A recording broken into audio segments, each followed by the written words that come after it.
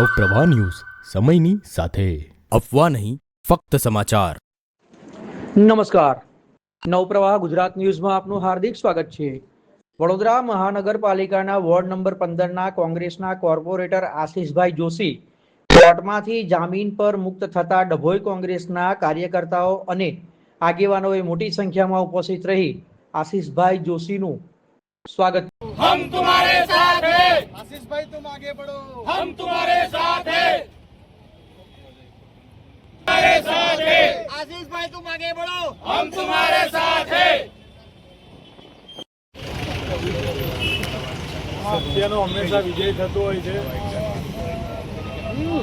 સત્તાધારી પક્ષ ગમે તેટલા કાવા દાવા કરે, પોલીસનો દુરુપયોગ સૌથી વધારે આ મત વિસ્તારમાં થઈ રહ્યો છું, જેનો પાછલા 2 મહિનામાં તમને જોવા મળ્યો હશે। કારણ કે સુધીરભાઈ પણ એનાથી જે રીતે એમના પર પણ ખોટી રીતે ફરિયાદો કરવામાં આવી અને એ જ રીતે અમારી પર પણ ચાલુ ઇલેક્શન દરમિયાન કોર્પોરેશનનું ઇલેક્શન અમે જ્યારે ડોર ટુ ડોર પ્રચારમાં હતા ત્યારે મારા વોર્ડ વિસ્તારના વૈષ્ણવ, બ્રાહ્મણ ને પટેલ અને આ તમામ નાગરિકો અમને જીતાડવા માટે કટિબદ્ધ હતા। ત્યારે સત્તાધારી પક્ષના લોકોએ જે દારૂનો ખોટો કેસ કર્યો, એ દારૂનું દૂષણ આ વિસ્તારમાં હશે પણ મારા વોર્ડ 15માં અને વાઘોડિયા રોડ પર આ પ્રકારનું નથી, પણ જે માનસિકતા એમની થઈ ગઈ છે એ પ્રમાણે ખોટો કેસ કરીને જે અમને હેરાન કરવાની વાત હતી।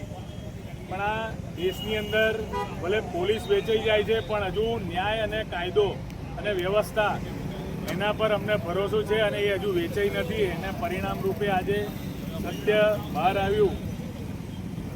અમે જામીન મુક્ત થયા છે પણ અમને દોષ મુક્ત પણ થઈશું।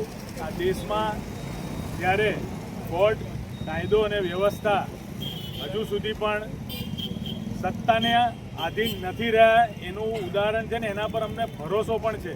આવનાર દિવસમાં જે પ્રમાણે ખોટા કેસો કરવામાં આવ્યા છે, અમે હોઈએ, સુધીરભાઈ હોય કે જે પણ આ વિસ્તારના નાગરિકોને ખોટી રીતે કાર્યકર્તાઓને જે હેરાનગતિ શરૂ થઈ છે એ આવનાર દિવસમાં પ્રજા પણ બતાવશે અને કાયદો વ્યવસ્થા કોર્ટ પણ બતાવશે।